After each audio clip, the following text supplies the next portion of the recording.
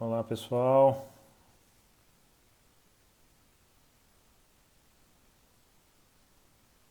olá quem está se conectando.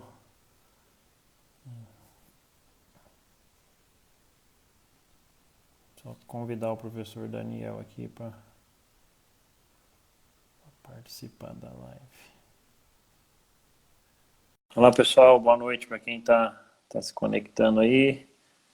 Dentro de um instante a gente já inicia a nossa live com o professor Daniel, tá? Sejam bem-vindos.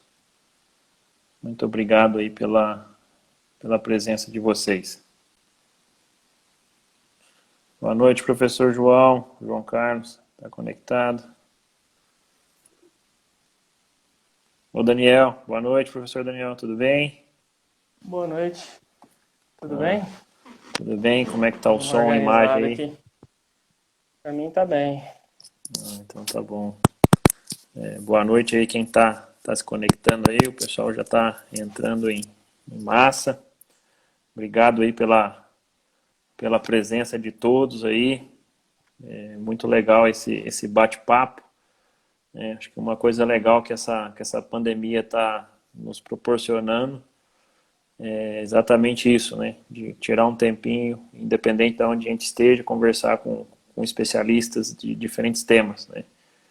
E hoje temos aí o professor Daniel que é professor da Universidade Federal de Lavras, professor de Fungicultura e Pastagem, teve a sua formação, né, em duas instituições muito boas, professor da instituição de Viçosa, né, Daniel, que você fez a sua graduação, depois toda a Sim. pós, mestrado e doutorado, né, em Jaboticabal. Então já é professor há algum tempo em Lavras, embora seja muito novo ainda, e já tem uma experiência grande aí no tema de leguminosas, não é à toa, né, que chamamos para essa conversa. Então, primeiramente, obrigado, né, professor Daniel, por aceitar, né, reservar essa uma horinha do seu dia aí para conversar com a gente sobre esse tema, e também obrigado a todos que já se conectaram aí.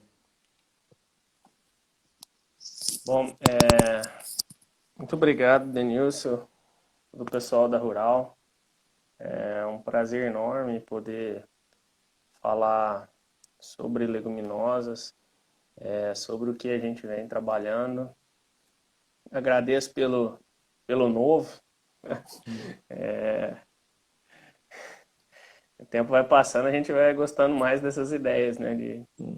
De ser mais novo. Antigamente deixava barba para parecer que era um pouco mais velho. E agora já acabou essa fase. Não, que Bom, bom. Então, obrigado a todos nossa, por nossa, estar. desculpa. Não, pode falar. Não, eu só ia dar uns avisos iniciais aqui, né? Nossa live, nós vamos manter ela de uma hora, tá, Daniel? A gente já conversou ela Sim. um pouquinho antes, então a gente tem uma hora aí para bate-papo. O pessoal pode ir passando aí as perguntas, eu vou compilando aqui e soltando ao longo da nossa conversa. Então, primeiramente, em nome do Grupo Nefop, obrigado a todo mundo, obrigado, professor Daniel. Eu acho que para a gente já iniciar aqui os trabalhos, né, professor Daniel? Para você já começar, que uma hora passa rápido, né? Então, deixar Sim. bem à vontade para você abordar os temas relevantes, né? E um tema que aparentemente a gente tem escutado falar muito, né? Se fala muito, já há muito tempo se estuda leguminosa, mas às vezes quando a gente está na ponta, né, lá no produtor é algo que ainda passa por algumas barreiras, passa por alguma dificuldade. Então, gostaria que você já iniciasse a sua fala, né, nesse sentido de quais são essas, embora a gente estuda há muito tempo, né, o que ainda nós temos de limitação, quais são os gargalos, né, sobre o uso de leguminosas em pastagens tropicais. Essa questão de estudo há muito tempo é bastante interessante que teve um professor aqui no departamento, a professora Gracita, se aposentou. E aí ela perguntou se eu queria alguns materiais dela. E ela tinha um anais de um evento em 1978, 77. E ela me deu de presente. Folheando, eu tinha uma palestra de um tema de pastagem consorciada e falando de leguminosa. Ou seja, falando tudo o que a gente fala. E por que não se usa leguminosa tanto assim no Brasil? O uso é irrisório. Você tem dificuldade de encontrar semente, e se não tem semente é porque possivelmente os produtores não estão demandando essa quantidade de semente, né? Leguminosa tem uma série de vantagens, tá? A principal delas é a questão da fixação biológica de nitrogênio. Ela é capaz de se associar a bactérias no solo que fixam o nitrogênio, o N2 atmosférico. Em troca disso, a planta fornece energia, então tem um custo energético para a planta. Mas, em contrapartida, o elemento que é mais caro nas nossas adubações de pastagem, que é o nitrogênio, ela consegue fazer isso sem custo nenhum e com menor emissão de gases de efeito estufa, uma vez que para a produção dos adubos nitrogenados é utilizado combustível fóssil, e a gente tira um carbono que está lá estocado há bastante tempo e joga para a atmosfera. Bom, e por que não usa, né? Ela é uma planta que tem benefícios, são meias verdades que são contadas, e as formas com que elas foram contadas no passado iludiu muita gente. Então tá, o cara antigamente ia plantar a leguminosa e ele esperava que ela tivesse o desempenho, a mesma capacidade de uso que uma gramínea. E algumas leguminosas têm isso, tá? Depois a gente vai discutir um pouco mais. Mas a grande maioria das leguminosas que a gente vai ter no mercado, que são volúveis, caso do centrosema, calopogone, soja perene, macroepitílio, macrotiloma, são leguminosas volúveis ou de crescimento ereto semiarbustivo, que é o caso de estilosantes. E foi essas leguminosas que foram usadas no passado com grande ênfase. E o que essas leguminosas elas trazem? Ela é uma planta dependente de semeadura natural para se manter persistente, para se manter perene num pasto consorciado. Por quê? Ela não é capaz de produzir um novo indivíduo independente. Ela produz novos ramos, mas é dependente da planta principal, no qual foi oriunda da semente que foi utilizada ali na formação. E o que vai acontecer com o passar do tempo? Quando essa planta completa o ciclo de vida dela, ela morre. E aí, para eu ter plantas numa quantidade aceitável, desejável no dossel, precisa aparecer uma nova sementinha, germinar e desenvolver numa planta adulta, o que num pasto estabelecido é extremamente complicado. Se o pasto é produtivo, dificilmente ele vai fornecer espaço para aparecer uma dessas plantas. E aí a persistência dessas leguminosas acabam sendo reduzidas, diminuindo ao longo de 2, 3, às vezes 4 anos, essas leguminosas vão desaparecer. O que não é um ruim, tá? É um fato. Aí o que se vendeu no passado? Vamos produzir leguminosa, e o cara plantava na expectativa de ter leguminosa por 10, 20, 30 anos lá e não ter mais problema de produção com pasto. E aí o produtor falou, isso não é assim, eu vou plantar, ela vai desaparecer rapidamente. E hoje a gente tem um grande desafio de contar essa história, mas com o lado correto dela, com a forma, com o contexto mais apropriado. Só que o grande desafio é convencer aquele cara que já fez, ele não o grande desafio é que ele não é que ele acha que leguminosa não funciona. A maioria de técnico produtor tem certeza que elas não funcionam. Então você tem que desmistificar isso para poder inserir uns conceitos e tecnologias que vão dar a resposta que você está prometendo. Tá?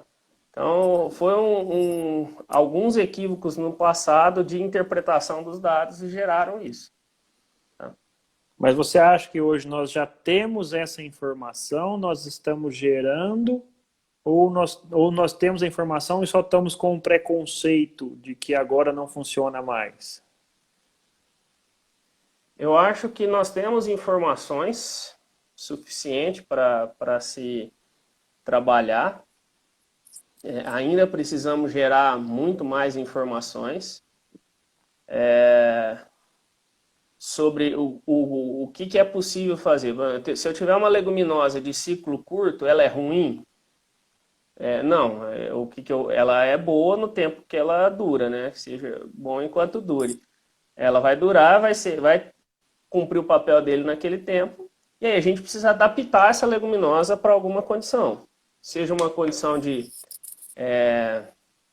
integração lavoura-pecuária, onde pastagens têm uma vida útil curtíssima.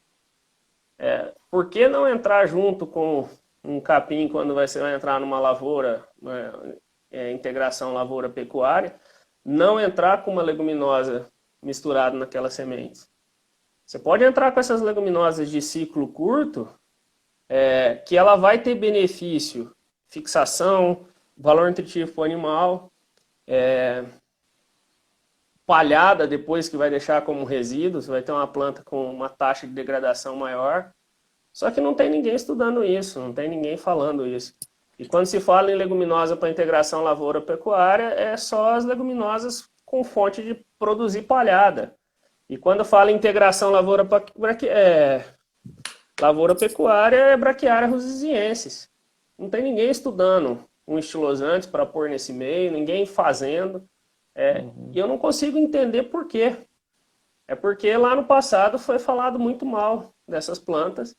As pessoas formam, eu aprendi que leguminosa não funcionava, que a estabilidade era muito baixa, que existia uma incompatibilidade fisiológica, que é um erro grave, não é por questão de incompatibilidade fisiológica que ela não persiste, o problema está nos mecanismos de competição, de ecologia dessas plantas. Tá? E eu não só aprendi, como no início da minha carreira, como docente, eu ensinei isso também, que o sistema é baixo. Tá? A persistência é baixa. Tá? Então, nós precisamos pensar de uma forma diferente, incluir em estudos e avaliar o efeito dessas misturas em sistema de integração lavoura-pecuária, ou se for num pasto, de reestabelecer essa leguminosa periodicamente. A gente vai para pasto de zona de clima temperado, os caras anualmente plantam uma ou duas vezes. Vão plantar o capim de água de verão e depois vão entrar semeando capim de inverno. Pelo menos o de inverno todo mundo faz. Por que a gente não pode fazer isso uma vez a cada 3 anos? Não, sim. Aqui nos trópicos é proibido. Sabe? Alguns conceitos que não dá para entender. Mas, para quem quer, você tem a possibilidade de usar leguminosas que têm uma perenidade, tanto que você deixar ela lá.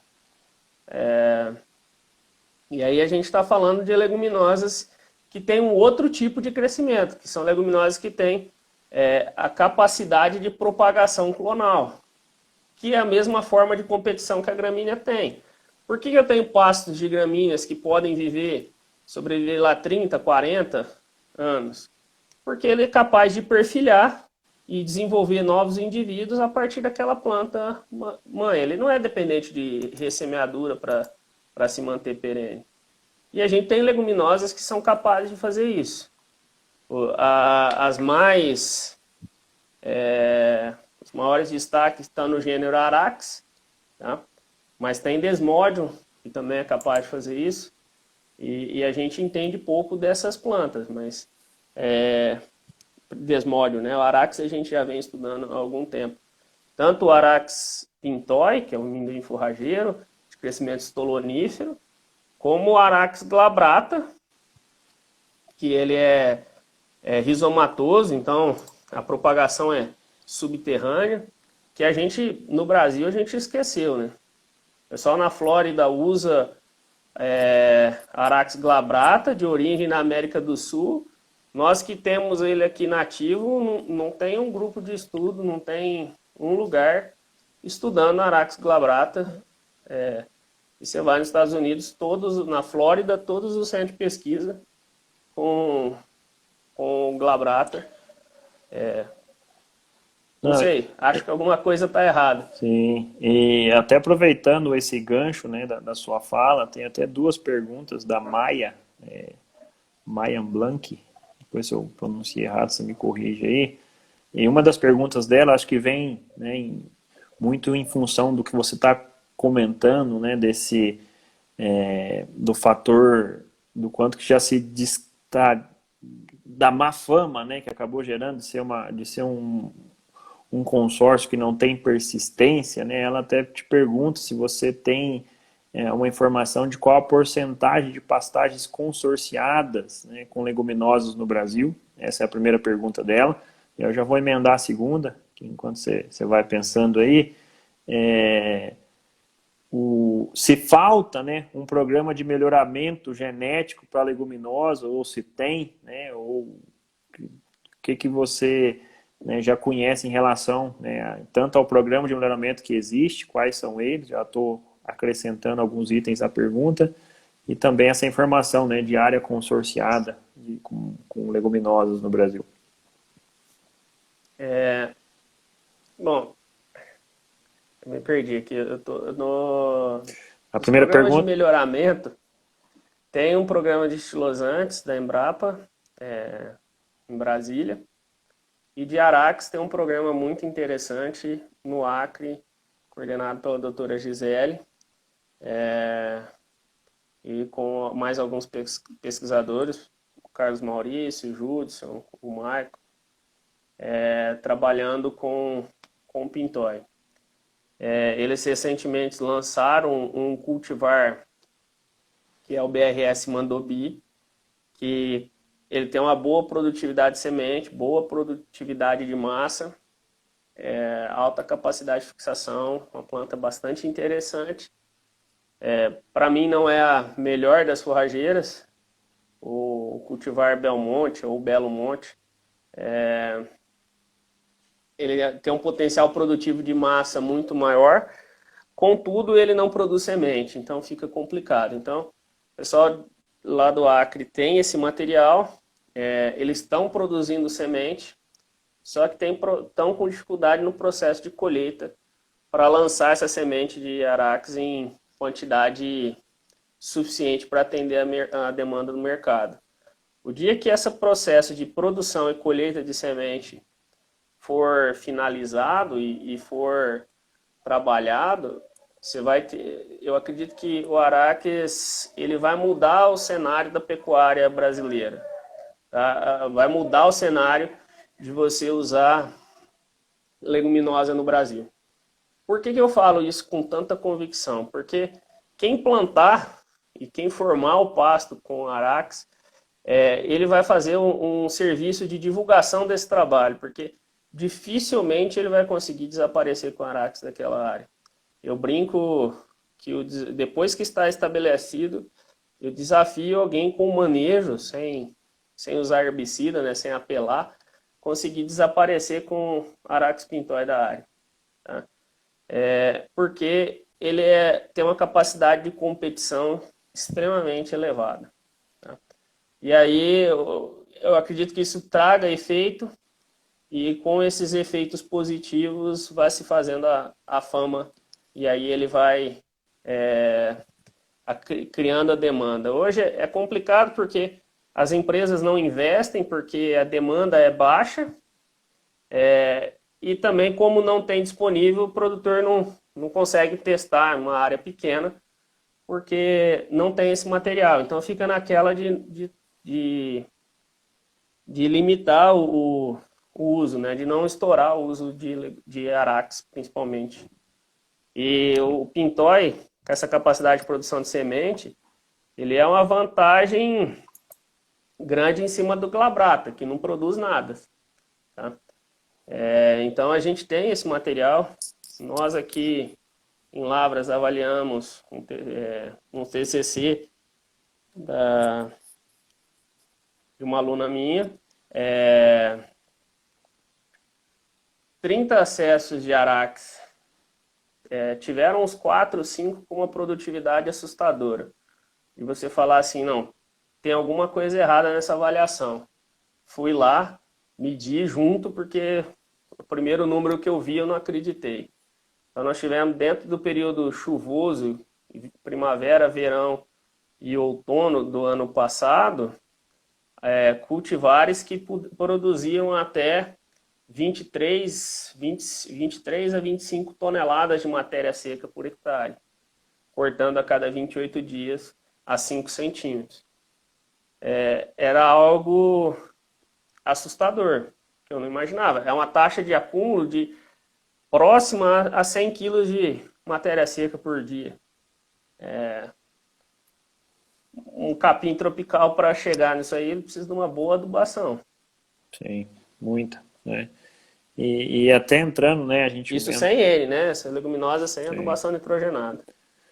a gente falando, né, você está falando do caso específico do amendoim, né, do quanto que você acredita que ela é uma leguminosa com potencial de trazer uma solidificação, né, para o uso de tecnologia de leguminosas em consórcio, né. Agora, pensando até em outras leguminosas, né, eu vi, tem o Henrique aqui, ele até fez uma pergunta, foi até a primeira, né, se a perspectiva de inclusão de leguminosa em pastagem, considerando o feijão guandu, né, ele falou que acho que até o trabalho de pós dele é com o feijão guandu em sistemas de integração. Então, se você já tem esse tipo já leu, qual seu conhecimento e o que você acredita, né, nesse tipo de outras leguminosas, né? Eu sei que você está falando muito da questão do amendoim, que ele tem ele conversa muito bem, né, com esse ambiente de perenidade em uma pastagem, mas falando também de outras leguminosas, né? No caso, essa é uma que foi comentada aqui. Tem que me puxar para as outras leguminosas, porque a tendência é ir puxando para a nossa zona de conforto.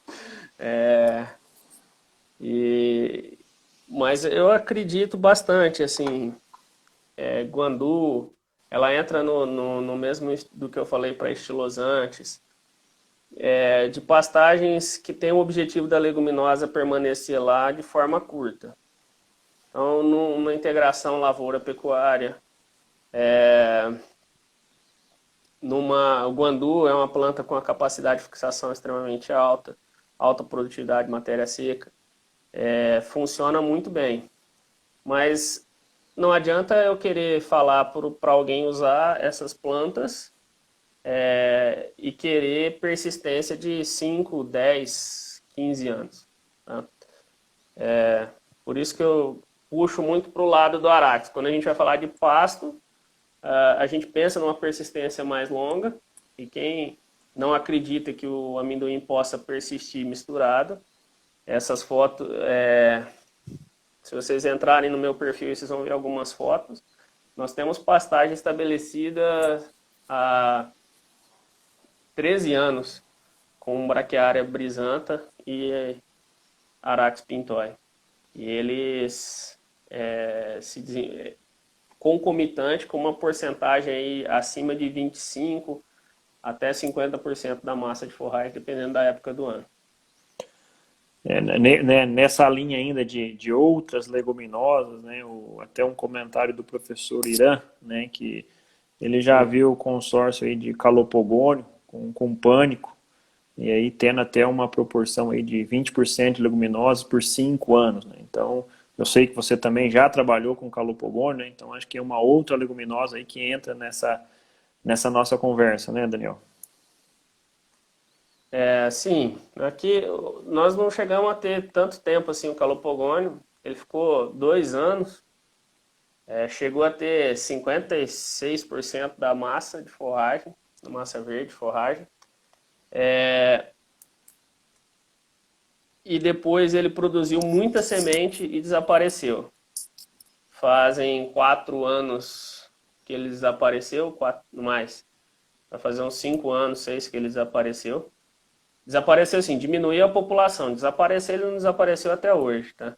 Até hoje tem nascendo plântula de calopogônio lá na área que ele estava.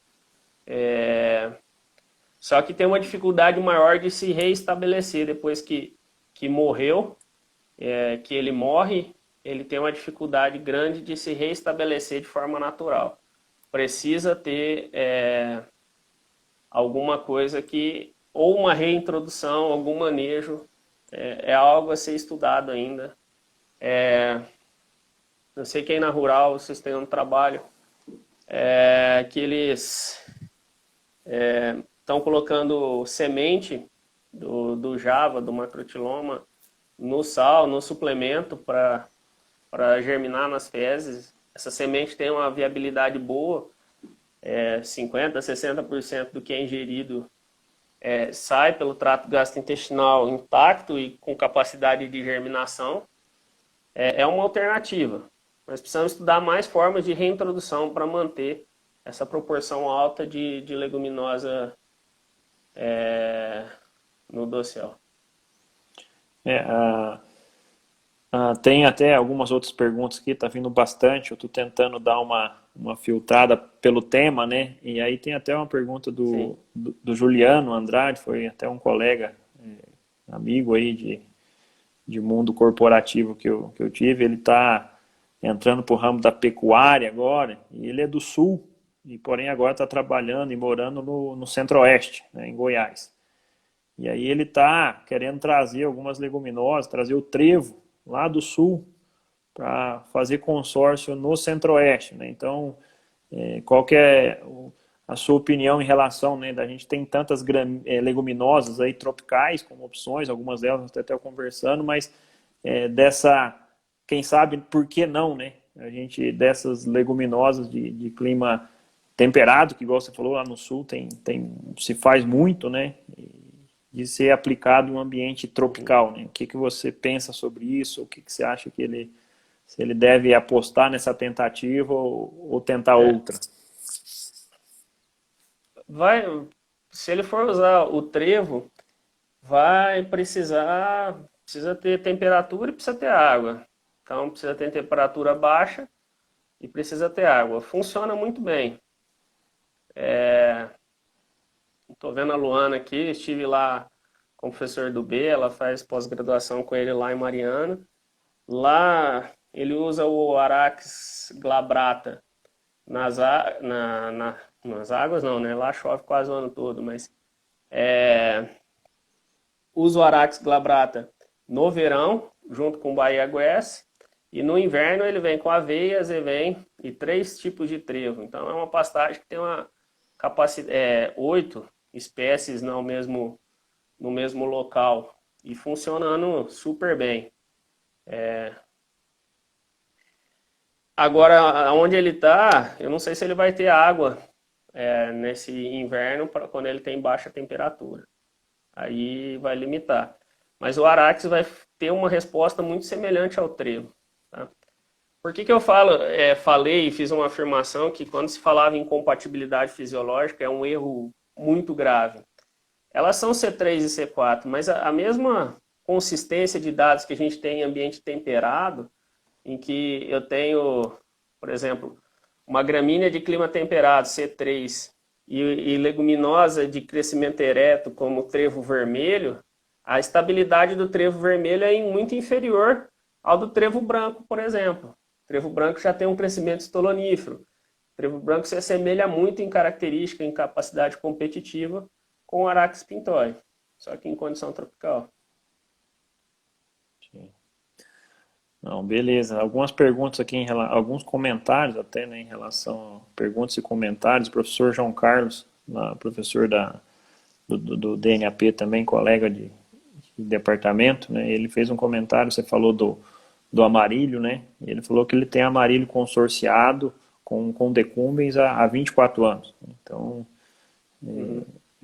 mais um reforço no seu comentário, né?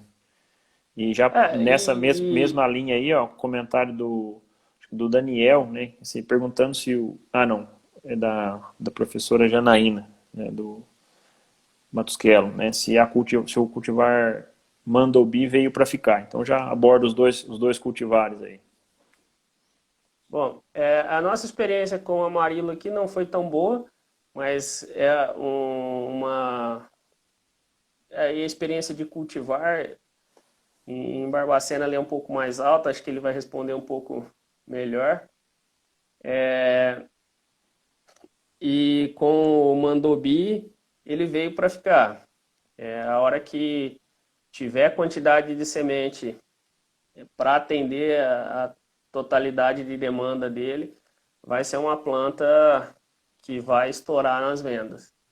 Tá? Existem outras possibilidades de Arax. Tem muito material genético bom para ser lançado. Só que, igual eu comentei anteriormente, nas nossas avaliações aqui, esses materiais têm uma alta capacidade produtiva. Então, deve surgir coisas novas no mercado ainda, mas o grande desafio é colher essa semente. Tá? E uma coisa que eu queria deixar bem claro é que a leguminosa, quando eu falo que o objetivo é fixação, eu não quero substituir a adubação nitrogenada, não é esse o objetivo. Não é nesse cenário que a leguminosa entra. Ela entra como uma forma complementar. Para quê? Para aquelas propriedades que já adubam com nitrogênio e não usam adubo na propriedade toda, você tem áreas que você possa usar a leguminosa, pelo menos para manter aquele pasto com uma vida útil maior, porque vai entrar um pouquinho de nitrogênio, e aí ele vai demorar para degradar, ele vai conseguir ser produtivo por mais tempo, e por aumentar a produtividade. Só que leguminosa é lento. Por exemplo, nós fizemos um experimento do Bruno que defendeu há um mês atrás. Ele observou aumento com adubação nitrogenada em produção por hectare, dobrou em relação a não fazer adubação, no pasto controle. E o Arax, nos 2 primeiros anos, teve uma resposta de aumento de 40% da produtividade, com um custo bem mais baixo. Só que a expectativa é que, com o passar do tempo desse pasto consorciado, você tenha um benefício maior da melhora do ambiente de matéria orgânica de solo e consegue produzir mais ao longo do tempo. Então, não é uma resposta imediata. Eu planto minha leguminosa e meu capim amanhã vai produzir, mudar de cor igual muda com a adubação nitrogenada. Isso não vai acontecer. Alguns pode até acontecer. Tem leguminosas e micorrizas que são capazes de transferir nitrogênio de forma mais rápida, mas na maioria dos casos isso vai precisar de tempo. Esse efeito da leguminosa ele vai acontecer no segundo, no terceiro, no quarto ano e cada vez mais progressivo. E aonde você tiver uma distribuição de chuva mais uniforme, o desempenho da leguminosa vai ser muito melhor. Porque a capacidade de fixação dela é quando a planta está crescendo. Nós publicamos um trabalho ano passado de um experimento realizado na Bahia, na CEPLAC, coordenado pela doutora Cláudia Rezende. Ela comparou durante 10 anos o uso de Arax com marandu ou marandu sozinha com 120 kg de N. Nesses 10 anos, o consórcio ou empatou ou ganhou em ganho de peso e taxa de lotação. Só que lá ela tem, no sul da Bahia, ali tem uma distribuição de chuva muito melhor do que a nossa aqui em Lavras, por exemplo. Ela tem o mês que chove menos para ela, chove 60 milímetros. Então, ela tem uma... Eu não espero a mesma capacidade de produção aqui em Lavras. Mas se eu estiver num lugar que chove melhor, o desempenho dessa leguminosa vai ser bem mais acentuado. Não, beleza. Aqui temos duas perguntas que acho que elas estão indo no mesmo sentido, né? Uma delas, deixa eu só buscar o nome do autor aqui, da pergunta. Em capineiras, né? Com o uso do capim elefante, né?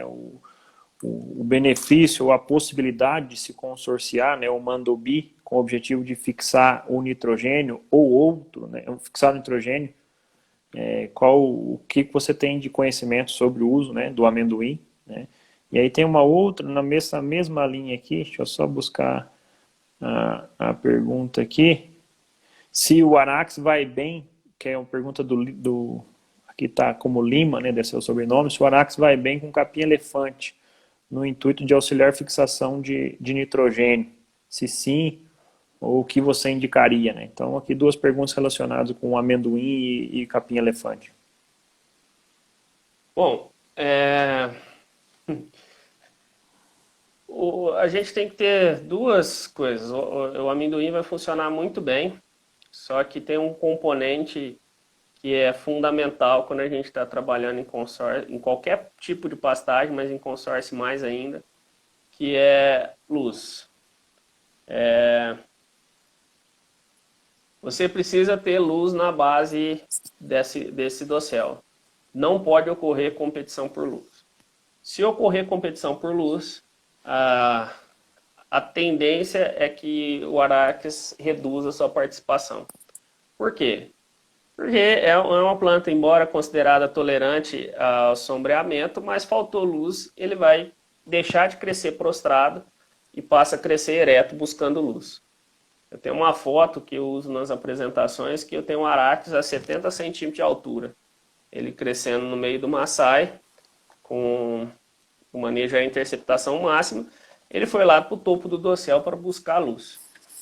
Então, uma capineira, a chance de sucesso é baixa, porque principalmente se você for estender essa capineira por algum período maior, em termos de altura de uso, para aumentar a produtividade, vai ocorrer competição por luz.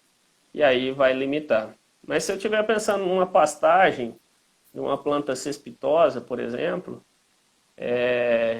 se eu conseguir manejar meu pasto para evitar a competição por luz, eu vou conseguir que esse Arax fique na base, que é onde eu quero que ele fique. E aí você começa a ter uma resposta interessante. Tá? Então pode ter uma resposta positiva nesse sentido. Contudo, a gente tem que tomar um pouco de cuidado, só porque o que a gente mediu aqui, nós quantificamos em termos de fixação biológica de nitrogênio, nos 2 primeiros anos, algo em torno de 70 a 90 quilos de nitrogênio por hectare ano. Só que a gente viu pouco efeito sobre a gramínea, ainda em 2 anos. Depois do segundo ano, a gente começou a perceber variação, tanto em aumento do teor de nitrogênio da gramínea, como coloração daquela planta, mudança um pouquinho da estrutura dela. Mas se eu for usar uma planta exigente, por exemplo, o sínodo e Arax funcionam muito bem. Mas se eu for pôr um Tifto 85, que tem uma exigência alta por nitrogênio, com o Arax, a tendência é que o Arax domine essa planta mais exigente, um Tifton, por exemplo. Tá? Porque a disponibilidade do nitrogênio para essa planta vai ser limitada nos primeiros anos. Então tem que tomar um pouco de cuidado para essas combinações. Não, ok. E assim, acho que o professor Carlos Augusto tinha feito até uma pergunta, mas ela apareceu depois aqui que eu fiz essa questão de uso para essas espécies, no caso do elefante, né? Então você falou em relação ao amendoim, né? O que você acredita? Mas sim, existem outras opções, pensando nessas gramíneas cespitosas, né? De maior porte, de leguminosas que poderíamos pelo menos testar ou que você conheça e possam ser utilizadas? Com o objetivo de fornecer nitrogênio para elas, porque essas plantas demandam muito nitrogênio, né? Principalmente para capineira. Eu não acho que uma leguminosa vai conseguir disponibilizar nitrogênio que uma capineira exige pela extração de nutrientes que você tem. Então, a priori, eu não usaria leguminosas em capineira, tá? Porque pensa uma planta tirando a cada corte lá 20 toneladas de matéria seca, 15 tonelada de matéria seca com 1,5% de N. Você não vai ter leguminosa que vai ser capaz de repor essa quantidade. E mas pode substituir parcialmente? Não, porque se você adubar em doses um pouco mais elevadas, a fixação é caro pela leguminosa. Cada N fixado custa em torno de 6 carbonos para a planta. Então, se tiver nitrogênio disponível no solo, a leguminosa não vai fixar. Tá? Então, aí, a não ser que teu objetivo for melhorar um pouco o teor proteico, o valor nutritivo daquela dieta. A gente está vivendo uma onda de os produtos, os concentrados proteicos extremamente caros. O professor Tiago estava nos assistindo, não sei se está aqui ainda. Ele vem falando isso há algum tempo, que o Brasil vai ter que se preparar para produzir mais proteína em casa e leguminosa dentro da fazenda, né? Em casa é dentro da fazenda, e leguminosa entra nesse contexto. Então, se você quiser usar uma leguminosa como forma de melhorar isso, aí a gente pode pensar. Agora, como fonte de nitrogênio para a capineira, eu não acredito. Até assim, algumas perguntas que estão surgindo em relação à forma do uso, né? Teve a pergunta do Wild, né? Justamente, acho que pensando nesse item, né, que você falou do quanto que o alimento proteinado, ele está, principalmente os derivados, né, da soja, estão ficando cada vez mais acompanhando a alta do preço, né? Então aí a pergunta dele foi até em relação ao amendoim, por que não utilizar o amendoim de forma direta, né, para o pastejo? E também a Juliana, ela fez uma pergunta, acho que nessa mesma linha, né, qual é a melhor forma, né, na sua visão, para o uso de leguminosa, feno, silagem, ou aí eu acrescento, né, o consórcio. Então acho que são duas perguntas que vão nessa linha aí do uso da leguminosa, né, acho que aí não pensando no consórcio ou outras estratégias.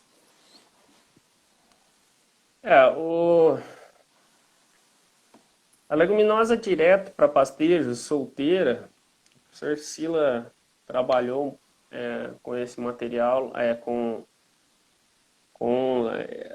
teve uma resposta boa em termo produtivo.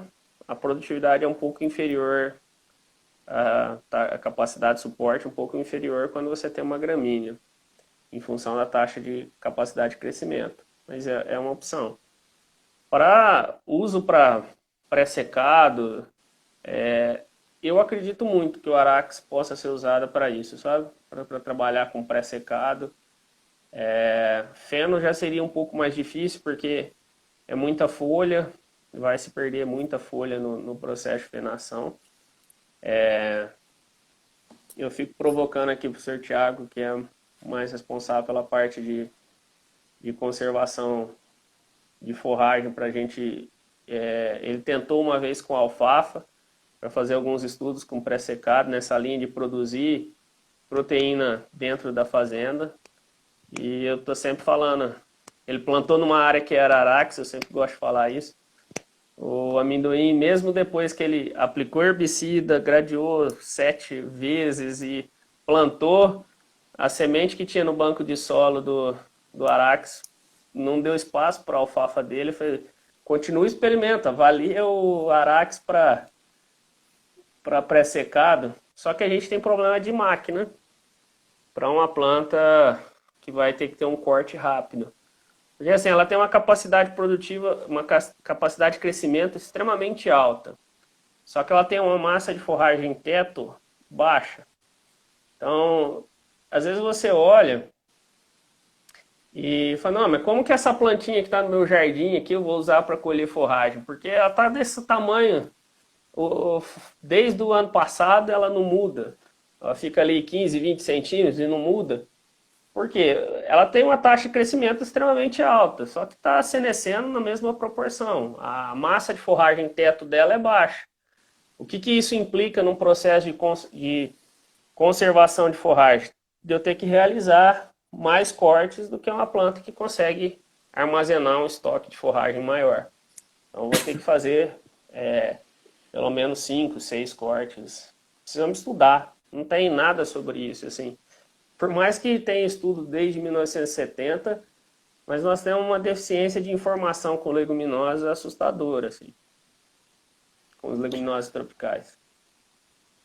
Não, legal. Então, tem muitas perguntas, tá, Daniel? Acho que certamente a gente não vai conseguir passar por todas as perguntas aqui hoje. E o que é legal significa que é um tema que está despertando Sim, interesse. Então, acho que isso por si só já vale a pena. Então, tem duas perguntas que estão um pouco não tão diretas, mas a Maia também pergunta aqui pensando num consórcio, né?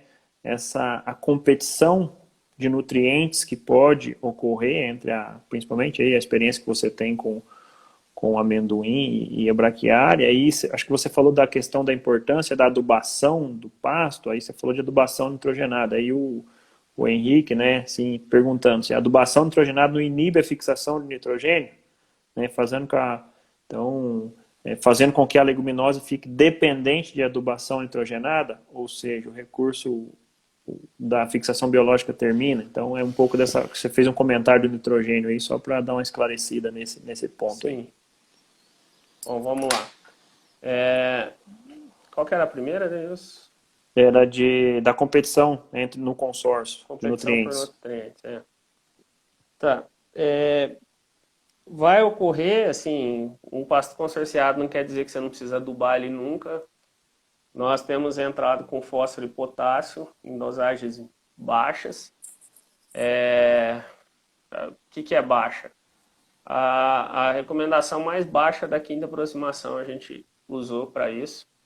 E potássio a gente viu que pode até ser menor, ou ano sim, ano não, porque as concentrações de potássio nas áreas vêm subindo ano após ano.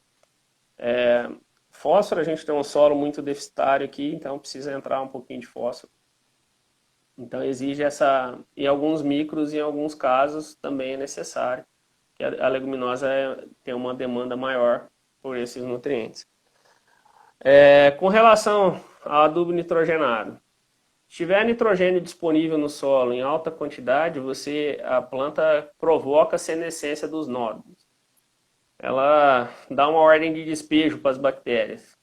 Não quer dizer que aquela planta nunca mais vai poder fixar, mas enquanto tiver nitrogênio disponível no solo, ela vai evitar a presença da bactéria, porque a bactéria fixa nitrogênio, mas ela cobra caro por aquilo. Então, se ela tem de graça no solo, ela não vai usar esse benefício de fixação biológica. Então, se eu adubo com altas doses de N, você vai perder o benefício de entrada via fixação biológica. Você pode ter esse intuito, às vezes, por produção de forragem de melhor qualidade e tudo mais. Tá? Agora, até que dose a gente poderia aplicar para não inibir fixação? Aí eu não sei, tenho bastante curiosidade para saber sobre isso. Por exemplo, uma das coisas que eu gostaria muito, será que esse fósforo e esse potássio, eles poderiam entrar com um 8,28,16, por exemplo? Que eu entraria ali 10, 15 quilos por hectare de nitrogênio? Qual o benefício que isso teria? Ou eu tenho que ir puro? Nunca vi nenhum estudo sobre isso, tá? De quanto que pode entrar de nitrogênio. Tá? Não, beleza. E outra coisa que eu acredito, pulando um pouquinho de assunto, mas só eu gostaria de falar, que é uma das coisas que a gente tem visto, o que o Arax causou nesse pasto misto que a gente trabalhou? Comparando com a braquiária sem adubação, a estrutura ficou muito semelhante. Ou seja, o Arax ele ocupou um espaço em que a braquiária não ocupava. Então, quando eu trouxe uma espécie a mais, eu tive aumento de produtividade, porque a leguminosa explorou um espaço do solo, o espaço do dossel ali, que a braquiária não estava usando. E isso é interessante. E aonde eu quero chegar? que talvez com dosséis mais complexos, com misturas de leguminosas que tenham complementariedade, então não usar só Arax, usar Arax com estilosantes, por exemplo. Onde está a complementariedade? Os estilosantes têm um estabelecimento rápido, nos primeiros 2 anos, que o Arax é lento, então eu tenho leguminosa já no primeiro ano atuando. Aí a hora que o estilosante começar a desaparecer é quando o Arax está com maior potencial.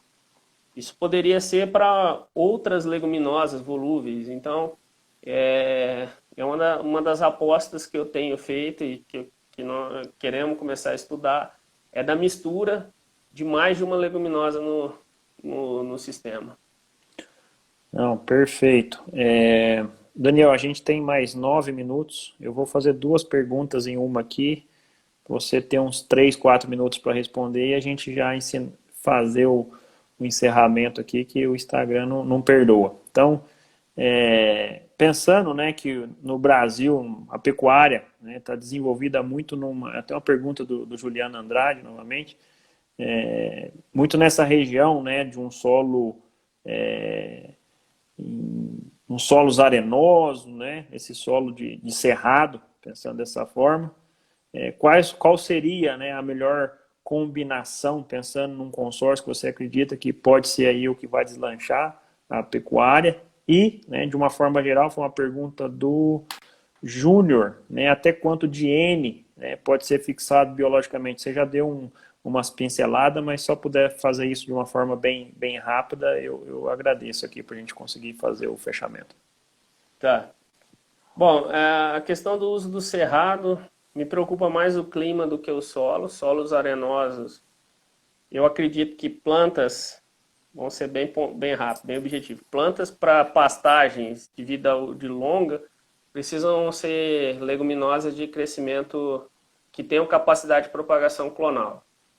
Aí, tropical, eu vejo Desmódio e Arax com uma vantagem bastante acentuada, seja ele glabrata ou pintói. Tá? Só que quando vai para solos arenosos, o Arax não é problema, ele tolera tanto, vai bem em solos arenosos e solos argilosos. Tá? Mas o clima, quando eu tenho uma seca muito grande, pode comprometer. Falo pode porque tem poucos estudos nessas regiões de cerrado. Tá? Mas eu acredito que funcione. Precisamos achar o cultivar que adapte melhor para as regiões que estão lá. Tá? Para o bioma Mata Atlântica e o bioma amazônico, os cultivares que a gente tem funcionam bem. A segunda pergunta era do potencial de fixação. Eu acho que o potencial vai variar aí de 50, se eu tiver período de chuva bem restrito, até uns 150, 180 quilos por hectare ano, que é o que a gente estima de fixação lá no sul da Bahia, com uma distribuição de chuva mais acentuada. Lá é um solo extremamente arenoso, tá? Mas tem uma distribuição de chuva bem ampla. É um ponto que eu acho bastante... chega por aí, 150, 160 quilos. Mas para essas regiões. Para quem tem um inverno seco, aquela região igual nós temos aqui, um período de seca mais acentuada, vai ficar aí da casa de 50 a 100 quilos de N, com potencial. Perfeito. Obrigado pela síntese aí. Das perguntas, se alguém tiver alguma pergunta, fique à vontade, pode me mandar um direct. A gente vai trocando ideia. Pode ser qualquer hora, falar de leguminosa não tem problema. É sempre um prazer. Não, ótimo, ótimo. Teve muitas perguntas, eu tentei compilar um pouco aqui. Eu tenho uma equipe que me ajuda muito, então é uma atividade legal, né? É uma atividade que nós até cadastramos ela numa plataforma CED de um programa de extensão, então muitos se inscreveram. Então tem uma palavra-chave que o pessoal pode acessar a bio do Instagram para conseguir receber o certificado, e a palavra-chave é leguminosa. Na última live eu esqueci de falar aí, o pessoal quase que me bateu, então hoje eu não esqueci, tá? Então, a gente tem mais 5 minutos aí, o professor Daniel.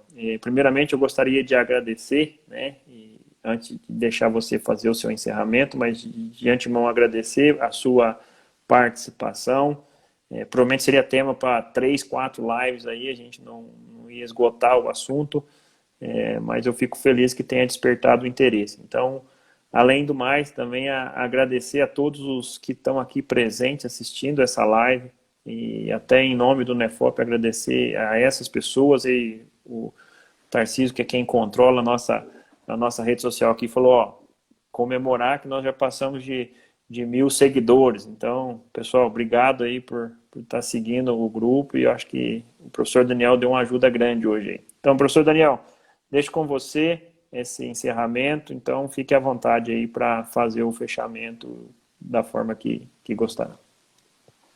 Não, eu gostaria de agradecer, um prazer muito grande poder falar. Essa foi a minha segunda live, tive uma com a professora Janaína, que está aqui nos assistindo. Essa iniciativa de vocês é extremamente interessante, muito boa, porque você tem acesso à informação e ela é pesada, assim, você fica satisfeito não só pela quantidade de gente que está assistindo, mas pelo peso das pessoas que estão aqui fazendo comentário e assistindo.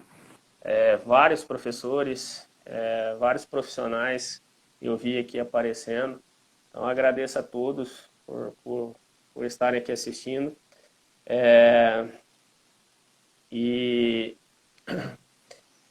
e gostaria de fazer um apelo, assim, para quem tem dúvida, tem algumas perguntas de leguminosa no semiárido, algumas cerrado. Eu não tenho muita informação porque não tem pesquisa feita com os rigor que precisa para essas regiões, para a gente ter entender como a planta funciona. Então, assim, é um futuro que eu acredito bastante interessante.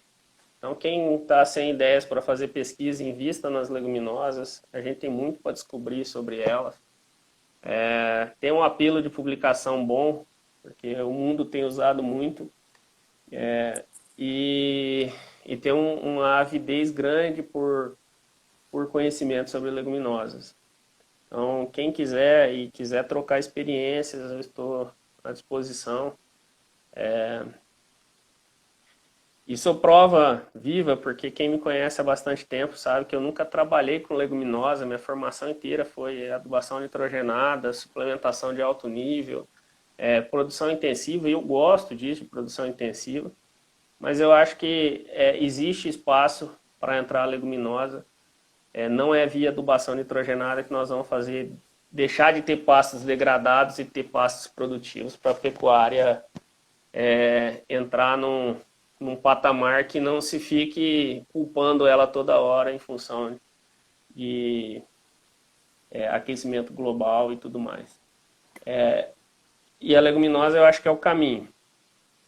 Tanto que ela entra no plano ABC, ela entrava em 2 fatores, né? Aumentar o potencial de fixação, a ABC é a agricultura de baixo carbono, aumentar o potencial de uso de fixação biológica de nitrogênio e recuperação de pastagem. Se você tiver maior entrada de N, você vai demorar mais para essa pastagem se degradar. Perfeito, professor. Nós vamos ser desligados em segundos, então obrigado a todo mundo que participou, né? Como o Tarcísio disse aí no chat aí, a live vai ficar salva, o professor Daniel e eu também estamos aqui totalmente disponíveis para conversar e trabalharmos junto. Muito obrigado a todos e nos vemos nas próximas lives. Tem só uma pergunta de solo argiloso. O nosso solo aqui em Lavras tem 60% de argila. Então, tudo que eu sei foi em solo argiloso. Certo? Certo, deu tempo. Responder mais um.